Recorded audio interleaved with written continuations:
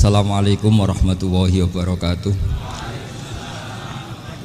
Bismillahirrahmanirrahim. Tabarakalladzi nazzalal furqana ala 'abdihi liyakuna lil 'alamin nadhira.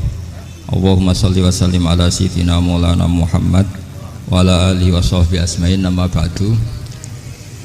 Semua pengurus PBNU yang saya hormati, semua habaib, semua ulama yang saya hormati, wabil khusus Kiai Haji Abdul Manan, Ketua Lembaga Dakwah PBNU, yang meskipun mondoknya hanya 3 bulan ini sebetulnya problem, sehingga saya kesini ini sebetulnya tidak pernah merasa ibadah. Ini bukan dakwah, ini show dakwah.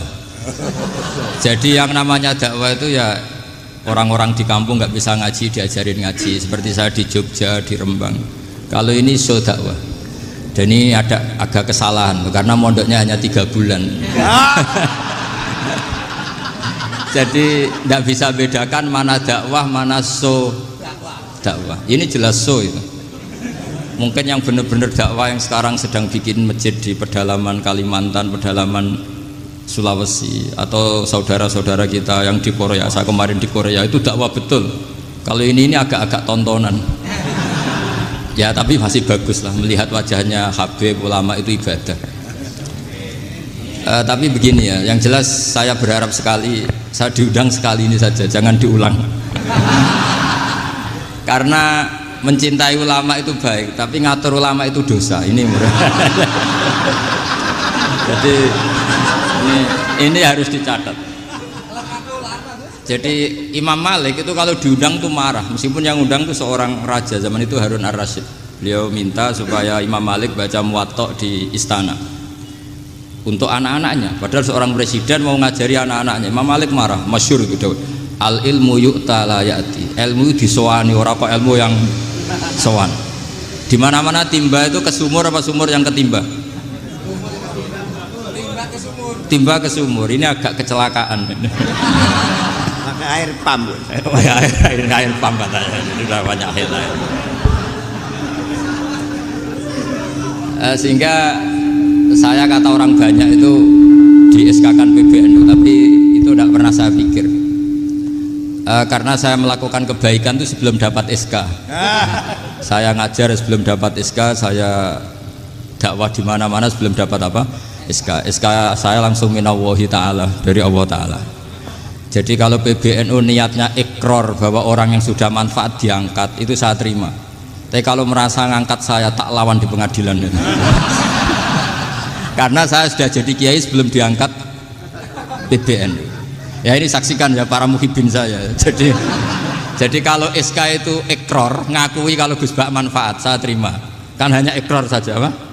Tapi kalau merasa ngangkat dari bawah ke atas itu tak lawan sampai apa? Pengadilan, sampai di akhirat. Tersangkanya ya yang sedang jabat sekarang itu. Tapi saya yakin enggak, Kiai Miftahul Ahyar itu orang alim karena alumni Sidogiri dan menantunya Syekh Duki. Di antara gurunya itu pernah mbah mertua saya, karena istri saya orang Sidogiri. Beliau juga besanan sama keluarga Lasem, saya ini Durriyah Lasem. Pak Said Akil juga orang alim, mbah-mbahnya juga orang alim. Baru kemarin nyocokkan nasab sama saya. Buyut-buyutnya beliau itu adik buyut saya, pernah cocokkan sama saya. Gus, saya sama saya tua mana? Tua saya, buyut kamu adik buyut saya, kata saya gitu. Tapi saya tetap hormat sama beliau karena ya pernah sepuh umurnya setidaknya.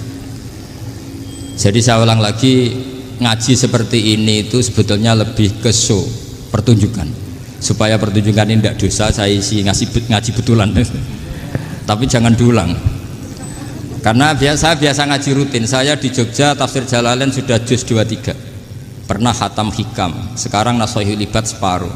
Saya ngaji di Sidogiri Itkon, di Sarang Balaghatul Quran, di Hajen Lubul Usul, tapi sarahnya yang Thariqatul Husul, sarahnya Mbah Sahal Mahfud.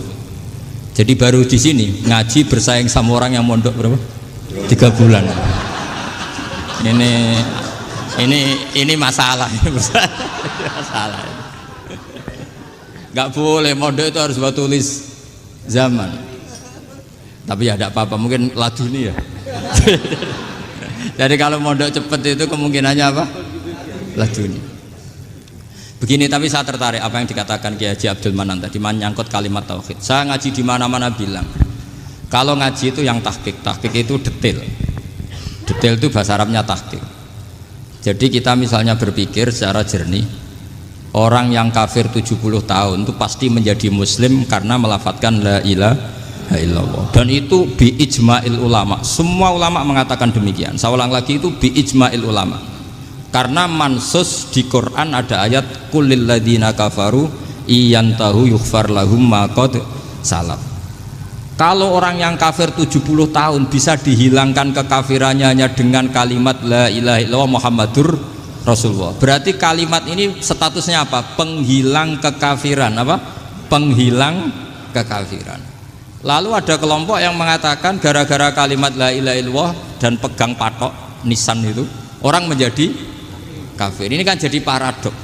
Lafadz yang kita statuskan sebagai penghilang kekafiran dengan lafadz yang sama orang menjadi kafir. Itu nggak ketemu nalar. Mbok nalar paling apapun tetap nggak ketemu. Kecuali tadi ya dalilnya pokok yang ngotot tadi. Itu memang kacau itu. Tapi alhamdulillah mereka insya Allah ya sadar. Kamu jangan bayangkan mereka tidak sadar terus, berarti kamu doanya jelek. Bisa saja mereka sudah ingin sadar, berhubung digojlok ini terus gak jadi sadar. Jadi jangan-jangan salah kita karena sering gojlok sehingga yang mau sadar jadi tidak apa? Nggak sadar. Saya tadi jam 10 sampai setengah 2 masih ngajar di pondok saya ngajar tafsir masih di Rembang sana saya. Terus saya ke Semarang Delalah Muyassar. Ya mungkin agak-agak keramat, jadi tetap jam 3:4 saya bisa ketemu Habib Umar Hafid. Saya beberapa menit ya diskusi tentang manhaj beliau, dan kebetulan saya sering belajar kitab beliau sama alumni Darul Mustafa. Meskipun saya tidak pernah ke sana, tapi saya tahu betul mazhab beliau karena al arwah junudun apa? Mujannada. Begini, saya sering dingetikani Mbah Mun, politik tidak jelas itu bagian dari kejelasan. Ini yang perlu dicatat. Jadi politik tidak jelas itu bagian dari apa? Kejelasan. Misalnya begini, siapa yang mengira Khalid bin Walid yang sangat musuhi Rasulullah, dia panglima orang kafir ketika ngalahkan Rasulullah di perang Uhud, akhirnya Khalid bin Walid masuk apa? Islam. Begitu juga Wahsy, qatilu ahabbin nasi ila Rasulillah, pembunuh Sayyid Hamzah, akhirnya juga masuk Islam. Begitu juga Abu Sufyan, dia pemimpin besar kafir Mekah ketika perang Badar, ketika perang Khandaq, akhirnya juga Islam dan menjadi mertua Rasulullah Shallallahu Alaihi Wasallam. Dari fakta ini kemudian banyak ulama alim yang ngambil sikap itu ya coro Jawa itu anggang-anggang itu gak tegas, tapi gak tegas dari rumusan ilmu yang detail.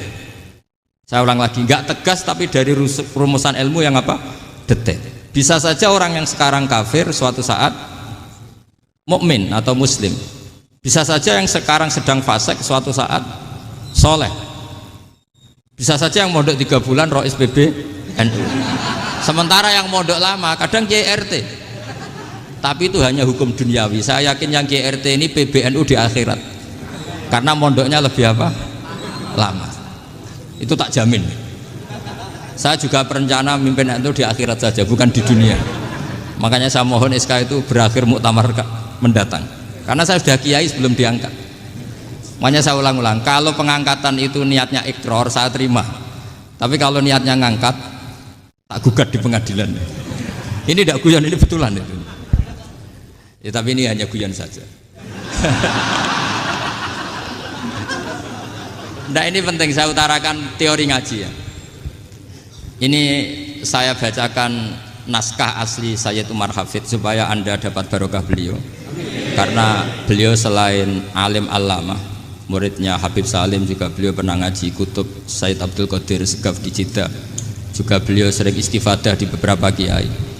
Ini saya baca teks Arabnya kemudian saya terjemah. Bagi yang tidak setuju pemaknanya bisa gugat karena saya baca Arabnya. Yang nggak setuju pemaknanya bisa gugat, tapi tak jamin kalah karena saya paham betul teksnya maknanya seperti itu. Logikanya tadi ya, ketika Rasulullah ngambil sikap tegas kepada Qatilu Hamzah yaitu Wahsy, dan ketika Rasulullah ngambil sikap tegas pada orang-orang yang mengalahkan beliau di perang Uhud, kaifa yuflihu qaumun fa'alu bi anbiya'ihim hakadha, bagaimana mereka jadi orang benar atau orang yang dapat kebahagiaan kalau mereka perlakuannya seperti Nabi seperti ini, yaitu Nabi sujja wajhuh masyhur wa kusirat ruba, yaitu Nabi itu wajahnya terluka, gigi serinya tanggal. Orang-orang seperti ini tuh nggak akan bejo kalau orang Jawa, nggak akan falah. Tapi apa yang terjadi? Allah menurunkan ayat laisa laka minal amri syai'un aw yatuba 'alaihim aw yu'adzibahum. Muhammad itu bukan wilayah kamu ngecap orang, menstigmasi orang itu tidak wilayah kamu. Saya bisa saja mengampuni mereka atau menyiksa saya itu atau menyiksa mereka itu wilayah saya, kata Allah. Saya bisa saja mengampuni mereka atau menyiksa mereka itu wilayah saya. Sehingga akhirnya apa? Rasulullah tidak ngambil sikap yang mungkin orang lain mengatakan itu tidak tegas. Tapi itu kearifan. Betul, akhirnya Wahsy malah masuk Islam. Khalid bin Walid panglimanya juga masuk Islam. Dan beberapa orang kafir juga masuk Islam, termasuk mimbenihim, ketuanya yaitu Abu Sufyan. Ini penting saya utarakan. Makanya ini saya baca pembenaran dari konstruksi pikiran tadi. Nah ini supaya khas. Ini khasnya orang mondok 10 tahun ini. Jadi ini tak baca ini. Nah, biar jelas ini nanti tagnya persis ya, tidak saya rubah. Ini di kitabnya Habib Umar Hafid, namanya itu Taujihun Nabi Limardoti Bari. Kalau diterjemah ya mengarahkan orang yang sadar. Nabi itu orang yang sadar. Ya sampai ini termasuk orang yang sadar. Limardoti Robbi, menuju mendapat ridho Tuhan atau Allah Subhanahu wa Ta'ala. Saya baca tagnya ini di halaman 179. Ini tidak ada yang saya rubah, tidak saya kurangi. Bismillahirrahmanirrahim.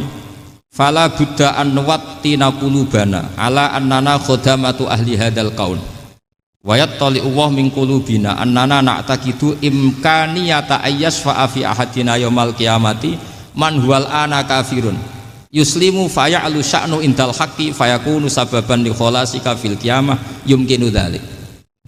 Jadi kita para dai, para kiai itu adalah khodamatu hadal kaun. Kita ini adalah pelayan alam raya ini yang selalu berharap alam ini akan lebih baik. Orang yang sekarang sedang kafir bisa saja nanti yang nyafaati kamu di akhirat, yaitu mereka masuk Islam lalu Islamnya lebih serius, akhirnya punya hak syafaat. Sementara kamu Islam mulai kecil tapi biasa-biasa saja seperti ini, mulai dulu ngaji terus sama Ki Abdul Manan, nggak pernah yang ngisi ngaji, itu artinya nggak ada perkembangan. Makanya saya nggak ingin ngaji lagi karena saya ingin perkembangan Anda nanti tukang mengisi, bukan yang diisi. Kalau saya nanti ngaji lagi di sini, artinya Anda kalau tetap mendengarkan itu tidak ada perkembangan. Pantes saja sing mulang Gus Bahak sampean sing ngaji. Sekali-kali ada perkembangan, saya ngaji sampean yang mulang, itu bagus itu. Meskipun itu perkembangan yang menyesatkan.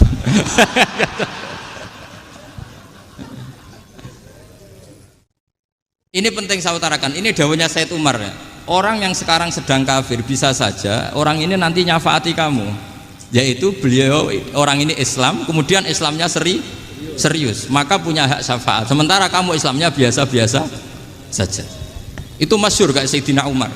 Sayyidina Umar Islam di hari itu langsung makomnya makom yang a'la, sehingga mengalahkan yang sudah Islam lebih lama. Karena Islamnya Umar itu menjadi izzatul Islam betul. Makanya jangan benci orang tegas teman-teman, kadang ya ada baiknya. Abu Bakar itu sudah Islam tapi layinal janib, orangnya santun. Kalau dipisoi orang yang menengahi lah, kira-kira seperti itu. Begitu juga Bilal, Ammar, Suhaib. Singkat cerita, Rasulullah itu sering dibully ya, sering disiksa orang-orang kafir. Rasulullah berharap, wah kalau yang Islam gini terus repot. Melihat Umar ini petarung di pasar Uka, dia dapat uang itu kalau tarung, menangan. Kata Rasulullah, kalau ini yang Islam ya bagus. Beliau berdoa, Allahumma aizal Islam bi Umar. Itu kira-kira 2 hari dari doa beliau, Umar masuk Islam. Itu pertama masuk Islam itu orang-orang kafir diparani. Kalau kamu ganggu Rasulullah Muhammad tak bunuh. Semenjak itu orang kafir yang gentenan sembunyi. Sehingga kata para mereka yang Islam, Islam selalu jaya mut aslama Umar, ketika Umar masuk Islam. Itu dalam satu hari Islam itu Rasulullah sudah ngendikan Umar yang Islam sehari ini imannya kalau ditimbang separuh ahli dunia masih unggul sama Islamnya Umar. Nah bisa saja seperti itu. Jadi saya minta sama teman-teman yang mencintai ilmu, tidak tegas itu bagian dari ketegasan dalam ilmiah, karena kita ini tidak mengendalikan dunia, tidak mengendalikan hidayat, hanya Allah piyambak yang ngasih apa? Hidayat. Maka sikap kita laisalaka minal amri syai'un aw yatuba alaihim aw yu'adzibahum. Rasulullah yang ahabbul khalqi ilallah saja tidak boleh tegas karena semuanya potensi itu ada. Cuma kita tegas dalam kebenaran saja, tapi nggak perlu tegas dalam mengawal kebenaran. Kenapa demikian? Karena Islam ini agama yang akan dijaga Allah ila yaumil. Yang jaga Islam bukan PBNU, bukan PP Muhammadiyah, bukan kiai. Yang menjaga Islam namun Allah Subhanahu wa ta'ala. Makanya Sayyidina Umar itu kalau disuruh mikir Islam itu nggak mau betul. Masyhur itu dalam tarikh-tarikh. Umar mimpin itu sukses, banyak futuhat. Singkat cerita akhirnya orang tuh kelangenan, wah kalau Umar meninggal kayak apa. Sehingga Abdullah bin Umar setiap jalan-jalan tuh dibully, kalau sekarang dibully. Ya Abdullah bin Umar, bapak kamu itu gimana? Sudah sepuh mau meninggal kok tidak suksesi. Kalau saja ada orang penggembala kemudian meninggalkan kambingnya di hutan, kamu anggap orang yang mudoyik enggak, menyia-nyiakan kambing itu enggak? Ya iya, kata Abdullah bin Umar. Apalagi amru hadil umat ini mau ditinggal gelanggang, nanti suatu saat Umar meninggal. Mbok yo suksesi supaya jelas. Logika itu diaturkan ke Umar radhiyallahu anhu, ke Sayyidina Umar. Pertama Umar agak tertarik dengan logika itu. Lama-lama beliau marah. Tidak jadi. Saya tetap tidak akan istikhlaf, tidak akan suksesi, dan saya tidak akan mikir Islam, katanya. Islam akan diurus oleh Allah Subhanahu. Terus beliau ngendikan, Islam ini jalan ketika ditinggal Abu Bakar, bahkan ketika ditinggal ahabbul khalqi ilallah akramul khalqi indallah, yaitu Rasulullah Muhammad sallallahu alaihi wasallam. Coba Islam dulu dipimpin Abdul Qadir ketua wali, dipimpin Wali Songo, dipimpin orang top. Sekarang dipimpin mondok 3 bulan jalan. Karena Islam yang ngatur Allah Subhanahu wa ta'ala. Jadi ini penting. Loh coba ustadz tuh banyak yang nggak bisa ngaji loh. Tapi ya laku ya nggak masalah. Loh saya kemarin di Korea seminggu. Itu TKI jadi khotib, ada yang jadi mufti, ada yang jadi suriah. Itu ada yang di sana jadi suriah, pulang ke kampung angon kambing lagi. Loh itu teman saya kenal. Suriah Korea. Iya suriah Korea tapi. Artinya gini, bahkan masjid semua yang di Korea itu didirikan oleh TKI dan TKW. Mereka digerakkan Allah untuk mikir agama, karena agama ini milik Allah. TKI saja mikir.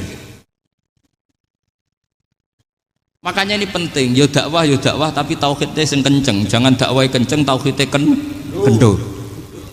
Itu bahaya betul. Saya ulang lagi ya, ini dawuh Habib Umar. Jadi kata beliau, fala budda an wattina kulubana, kita harus yakin seyakin-yakinnya bahwa semua kemungkinan itu mungkin. Makanya masyhur dalam tarikh ketika kafir Quraisy mau disiksa oleh para malaikat karena mereka sering menyakiti Nabi, kata Nabi gimana? Jangan. Saya berharap kalau bapaknya tidak mukmin, suatu saat anaknya mukmin. Masyhur dalam tarikh. Musuh Nabi besar siapa? Walid bin Mughirah. Punya anak Khalid bin Walid. Abu Lahab punya anak Darrah, itu mukminah yang baik. Abu Jahal punya anak Ikrimah, itu mukmin yang baik. Di Indonesia lebih hebat lagi. Bapaknya ra iso maca Quran, anaknya hafid. Bapaknya utun ratamat SD, anaknya jadi dekan. Di Indonesia banyak orang nggak siapa-siapa, anaknya jadi presiden, anaknya jadi menteri. Artinya jangan karena bapaknya kafir kamu nganggap anak turunnya pasti selalu kafir. Teori itu sudah salah zaman Rasulullah. Yaitu Walid akhirnya punya anak Khalid, Abu Lahab punya anak Darrah, terus siapa? Abu Jahal punya anak siapa? Ini penting saya utarakan karena dakwah kalau terlalu semangat nanti kalau menghilangkan tauhid bahaya. Tetap innal huda. Uni Soviet kayak apa? Mengkooptasi negara-negara sekelilingnya sampai jadi Zuni. Tapi apa yang terjadi? Uni Soviet yang runtuh, persemakmurannya semua rata-rata jadi negara apa? Islam, kayak Uzbek, kayak Ceknya, kayak apa-apa. Karena agama ini diurus Allah. Sehingga kalau tapi kamu ngitmai agama nggak apa-apa. Makanya istilahnya Habib Umar khodamah itu pelayan, nggak apa-apa. Kita ngitmai agama itu nggak apa-apa. Dengan ngitmai terus mikir nggak apa-apa. Tapi jangan mikir yang merasa kalau kita mati, wah nanti agama ini kukut karena saya mati. Kamu itu siapa? Agama Islam ini tidak pernah dipasrahkan kamu. Diurus oleh Allah Subhanahu wa taala sendiri. Sehingga ketika Wali Songo meninggal, agama ini tambah kuat sampai sekarang. Kecil saya itu kalau pengajian susahnya bukan main, harus izin sana sini. Sekarang setiap pengajian polseknya datang, polresnya datang, nggak ada intel, nggak ada apa. Padahal kiai dulu sama kiai sekarang itu kira-kira alim mana? Raden kiai dulu. Mbah Hasyim Asy'ari itu ngarang kitab sampai dibaca di Yaman. Saya sering baca juga kitab beliau, Risalatu Ahli Sunnah wal Jamaah. Kiai sekarang mau terjemah aja kadang salah memahami. Tapi ya Islam tetap jalan karena Islam ini dikawal, dijaga oleh Allah Subhanahu wa taala. Maka kalau dalam cerita tarikh sirahnya Ibnu Ishaq itu, tauhid itu penting. Beliau cerita begini.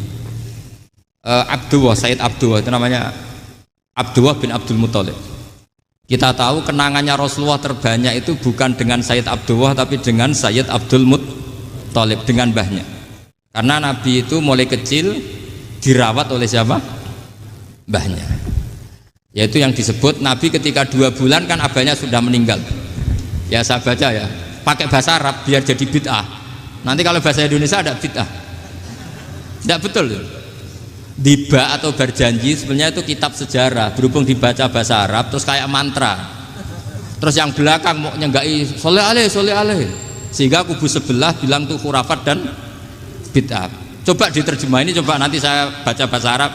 Walamma tamma min hamli syahroni ala masyuril aqwalil marwiyatu fiya bil madinati abuhu Abdullah wa kana qad istaza fi akhwalihi bani adi minat taifatin najariyah wa makatha syahron saqiman yu'anu nasukmahu wasakwa. Terus di pojok sana bilang soleh aleh, pasti kubu sebelah yang liwat, wah itu khurafat bid'ah karena dianggap mantra. Padahal artinya coba sampean baca bahasa Indonesia. Ketika hamil Rasulullah umur 2 bulan, abahnya meninggal di kota Abwa. Kota Abwa adalah kota keluarga besar ibunya Sayyid Abdullah. Kebetulan pas ke sana beliau sakit sampai 1 bulan dirawat. Bid'ahnya di mana kalau diterjemah? Wong itu kitab tarikh. Makanya saya nggak tahu yang membidah-bidahkan tiba itu karena tadi. Tapi sampean juga ikut salah karena nyenggai sholawat tantok itu. Jadi makanya saya bilang tadi kalau bahasa Arab bid'ah, kalau sudah terjemah bid'ah karena kelihatan kalau itu hanya kitab tarikh. Loh, coba bid'ahnya di mana? Wa ba'du fa'aqulu wa Muhammad bin Abdullah bin Abdul Muthalib bin Hasyim. Itu kalau diterjemahkan, kamu harus tahu siapa nama Muhammad. Muhammad punya abah siapa? Rasulullah Muhammad Abdullah. Punya abah siapa? Abdul Mut. Punya abah siapa? Hasyim. Coba baca gitu di kubu sebelah. Oh iya. Berhubung baca bahasa Arab. Wa ba'du fa'aqulu wa Muhammad bin Abdullah bin Abdul Muthalib bin Hasyim. Jadi itu hanya salah baca saja. Maksudnya salah yang ngukumi, bukan salah yang baca, salah yang apa? Ngukumi. Sayyid Abdullah ini orang yang tauhidnya sangat kuat. Sayyid Abdul Muthalib lebih kuat lagi. Saya cerita sedikit betapa pentingnya tauhid. Ketika pasukan Abraha bawa pasukan gajah mau menyerang apa? Ka'bah. Itu sebelum menyerang itu semua aset-aset milik orang kafir Quraisy, milik orang Quraisy lah. Itu ditawan, diambil. Termasuk milik Sayyid Abdul Muthalib, milik Abdul Muthalib.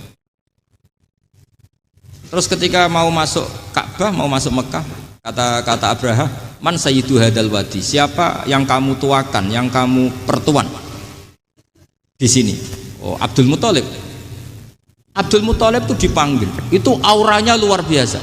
Abraha yang di tempat perkemahannya itu harus duduk di atas karena dia raja, itu duduk di atas gak berani. Saking wibawanya Abdul Muthalib, ini mbahnya Rasulullah. Akhirnya Abraha bilang gini, saya duduk di bawah tidak mungkin karena saya raja. Kamu duduk jejer saya tidak mungkin karena nanti umat saya kecewa karena raja kok disaingin gitu. Ya sudah, sambil berdiri-diri kita ngomong. Akhirnya Sayyid Abdul Muthalib tadi diomongin gini, saya itu tidak ingin merusak orang-orang Mekah, orang-orang Quraisy. Saya hanya kecewa punya tempat ibadah dikencingi, diberakin sehingga saya mau merubuhkan Ka'bah. Tapi dengan damai, nggak ada perang. Apa jawabnya Abdul Muthalib? Lucu. Nggak apa-apa, Ka'bah kamu robohkan silakan, nggak apa-apa. Yang penting unta saya yang kamu sita kembalikan. Harta saya yang 100 unta kamu sita kamu kembalikan. Itu Abraha kagetnya bukan main. Kaget karena kamu itu pemimpin apa? Tadi saya hormat kamu karena kamu tak anggap orang hebat. Hadhil Ka'bah dinu abaika, ini Ka'bah itu agama kamu. Pas saya hancurkan kok kamu tenang-tenang saja. Padahal pas mau saya hancurkan kamu tenang-tenang saja, malah tanya unta kamu itu gimana? Apa jawabnya Abdul Muthalib? Inna lihadal baiti robban hamahu. Sebab Ka'bah itu ada yang punya dan pasti akan melindungi Ka'bah. Tapi kalau unta itu milik saya, ini urusan saya, ini unta. Jadi inna lihadal baiti robban hamahu itu tidak milik saya, itu ada yang punya. Ya sudah, biar yang punya aja yang jaga, itu tidak urusan saya. Akhirnya unta dikembalikan, aman deh, untung double. Terus akhirnya dia ke Ka'bah, fa'akhudha bi halaqatil bab, karena dulu apa itu halaqatil bab, karena dulu itu yang dipakai apa itu pegangan itu bentuknya apa, bulat, makanya diistilahkan halaqah apa, bulat. Kalau sekarang halaqah ilmiah itu seminar. Halaqah itu buruhi lain lagi. Ya. Pegang terus bilang gini, kata Abdul Muthalib, ya Allah, Ka'bah ini mau dihancurkan oleh Abraha, Ka'bah ini milik kamu. Saya mau ke gunung, mau melihat apa yang kau lakukan terhadap orang yang mau merusak Ka'bah. Terus Abdul Muthalib bilang ke umatnya, wa ya qaumi, ayo kita ke gunung melihat ma fa'ala rabbuna, apa yang akan dilakukan Tuhan kita terhadap orang yang mau menghancurkan Ka'bah. Jadi santai saja, santai. Terus Abdul Muthalib naik gunung sama orang-orang Quraisy. Abraha datang mau merusak Ka'bah, terus terjadi alam taro kaifa fa'ala rabbuka bi ashabil fil. Itu melihat, dan betul Ka'bah dijaga Allah. Islam juga gitu. Ketika Islam dikooptasi Uni Soviet, semua ulama, semua wali perasaannya hanya nunggu kehancuran Uni Soviet, karena pasti agama ini dijaga Allah. Saya setiap sholat, setiap munajat, ketika baca Rabbana lakal hamdu bil samawati wa mil'ul ardi. Dulu saya iskal itu janggal.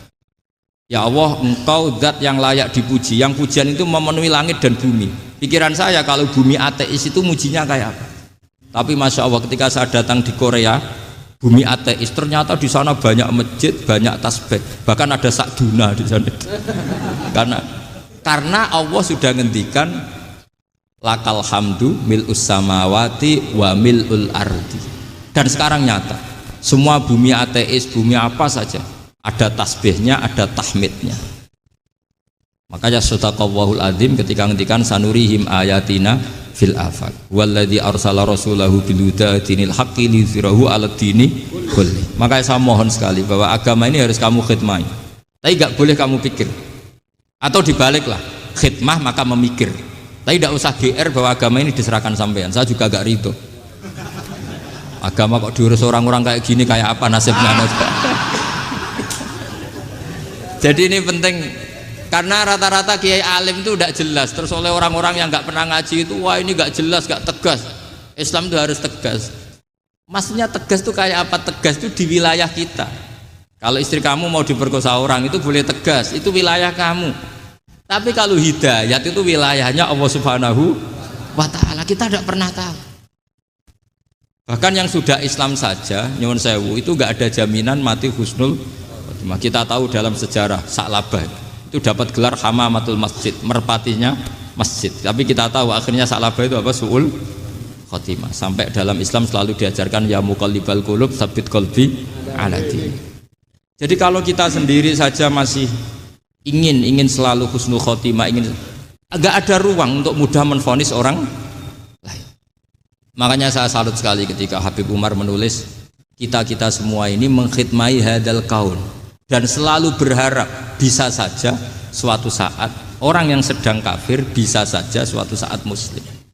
Nah soal kalau yang sama yang harbi menyerang kita ya tarung. Kalau artinya kalau yang merangi kita ya kita wajib perang, kalau enggak ya habis kita.